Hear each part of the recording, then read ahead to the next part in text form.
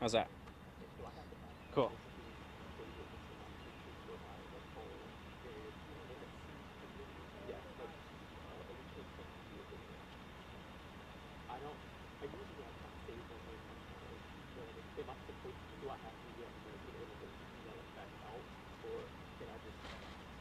I think it's taking so long to If it's load. wireless transfer, yes, you need to download it. But if it's via the regular email, you can just It's through a text, so this is the video I'm trying to like. The thing is, I usually typically save this in my pictures and then like retransfer it or whatever. But if I don't want to do that, is there a way to retransfer this without saving it in my picture, like in my photos? Okay. Oh yeah, it's so if touch. you want to text it back or send it via return. I want to either email it or send it. So are we Directly tossing retransfer. back to Logan or You what's have to the save it. Okay. second? Because it's taking so long to do. Yes, I agree. I just wanted to double check.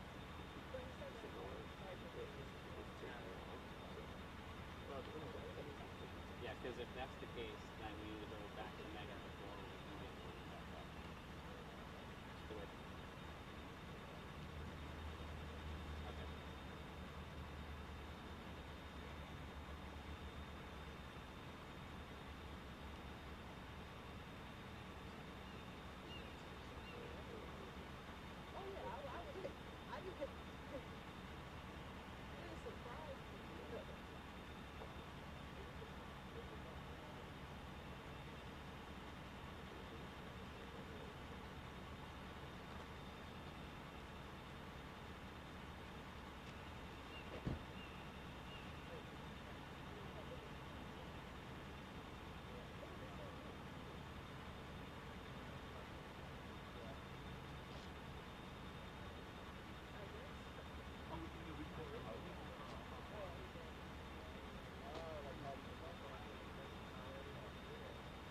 Yeah, exactly. And I'll remind you too.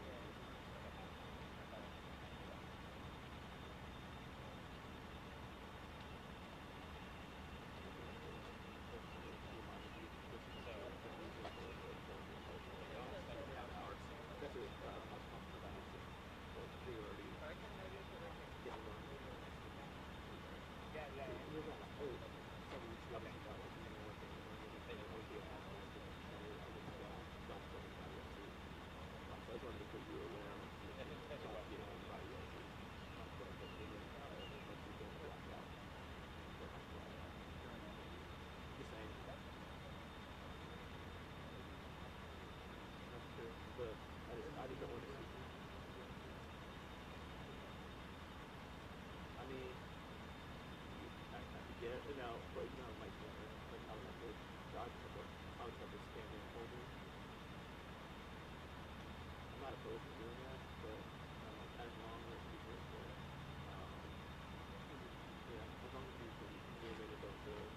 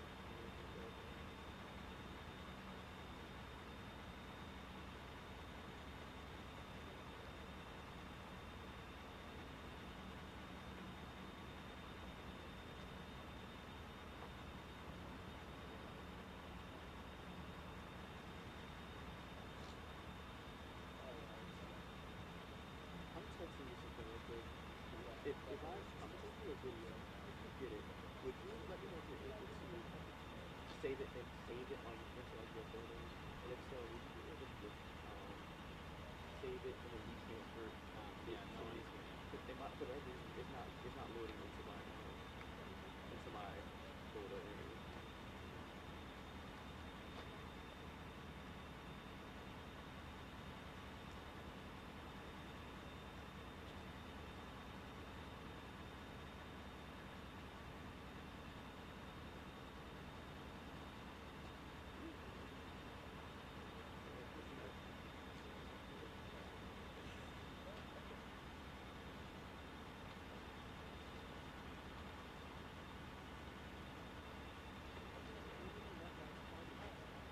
Yeah. The name.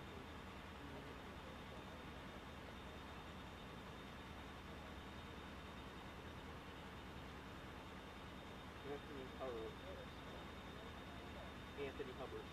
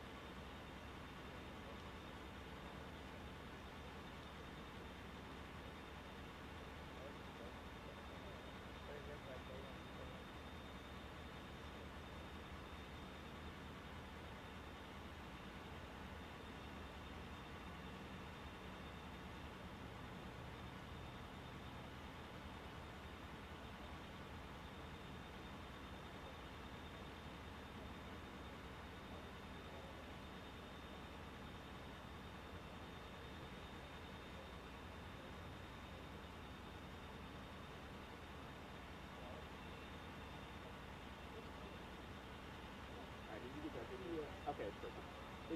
Yeah, if you're able to save that would be great. For some reason, it's not saving on my end. If you can retransfer that to me, that would be perfect.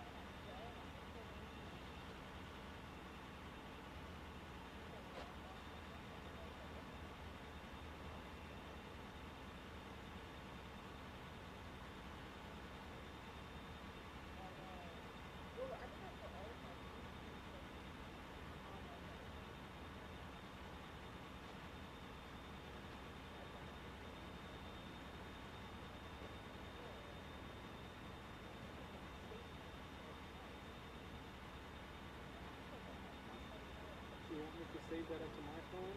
If you're able, like, or is there a way that's huh?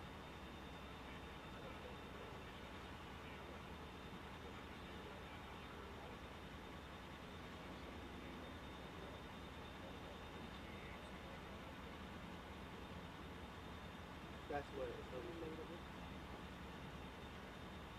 And it's very like she just like load my Well, that's what Alicia put me on. Can you just retransfer? I can ask her to do that. If that might be a little bit easier. You want me to text her? I can call her before I get there. Let me just make sure. I'm gonna make sure it wasn't weird enough. Yeah, okay. So it's fine in the text. So I'll ask her if she could do that for me.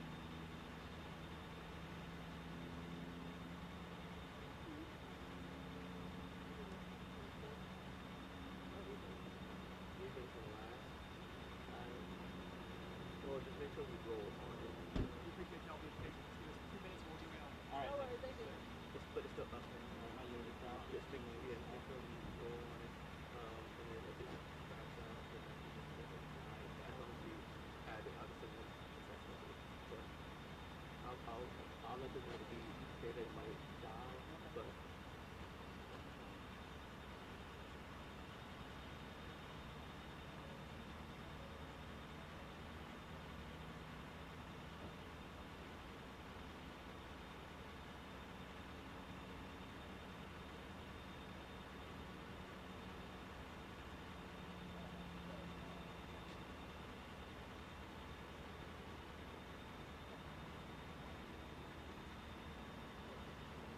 It's wrong about that.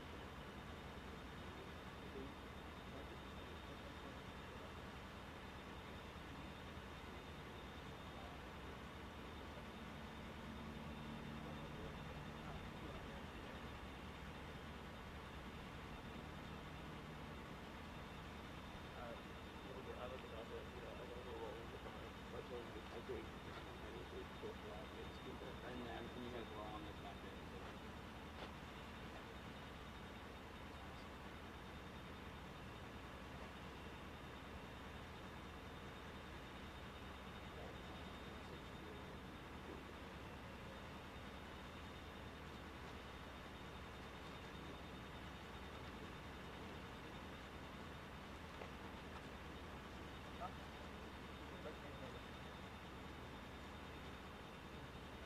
Hi, good afternoon, everybody. Good afternoon. Let me get my team together here too as well.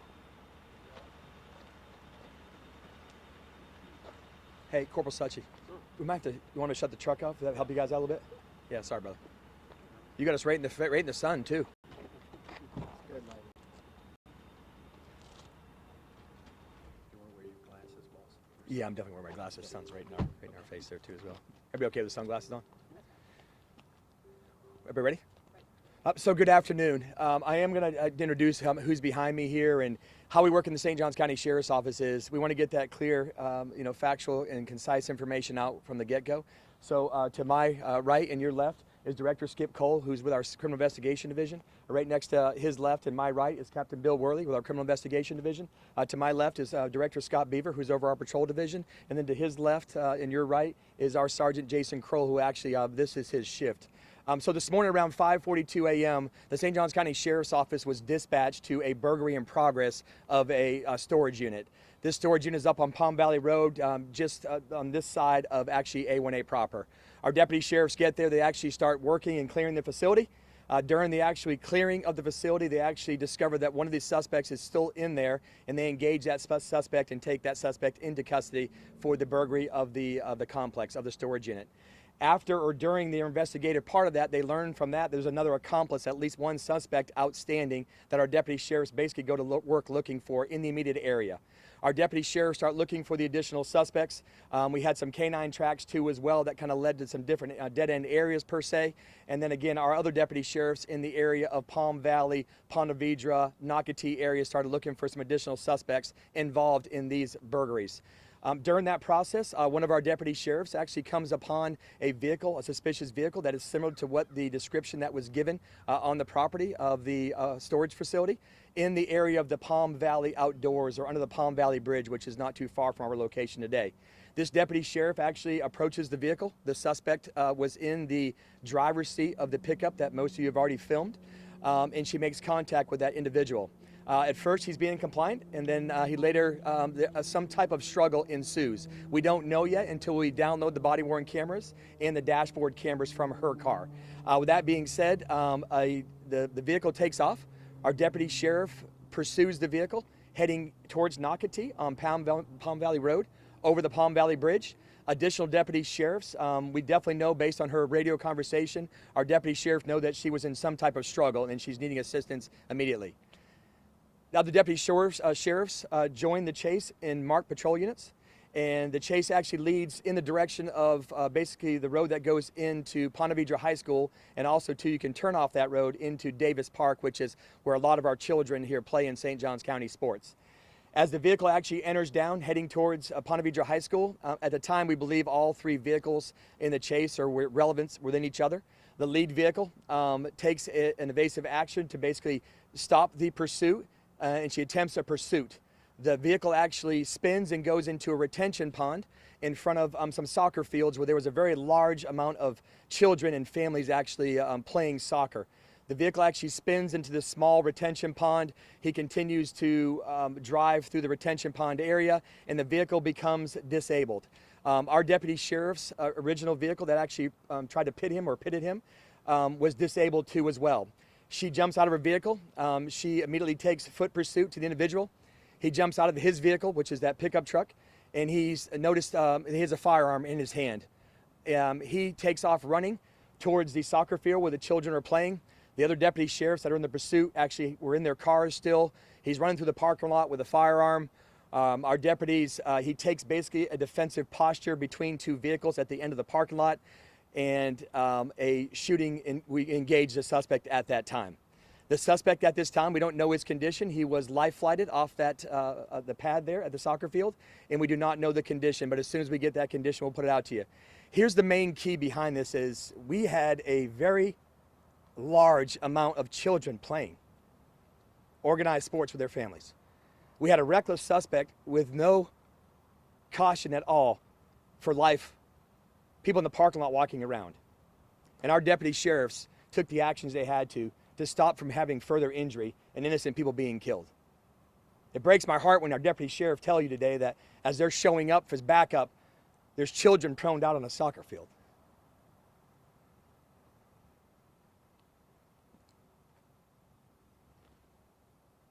Children on a soccer field because this man took actions to evade the police department instead of just stopping and turning himself in before killing innocent people. And our deputy sheriff said that today. I'm going to end with this, is that the community that we live in St. Johns County is a special place. They have been so resilient. They've been understanding as we closed down parks. We had thousands and thousands of kids in the Davis Park area, kids at Ponte Vedra High School taking exams, practicing sports when this incident was going on in broad daylight. And our community was phenomenal in their response and their understanding. And I want to thank you too, the media, for being so respectful of our deputy sheriffs, of our agency, but more importantly, the families that were out there that are really, they're innocent victims of this.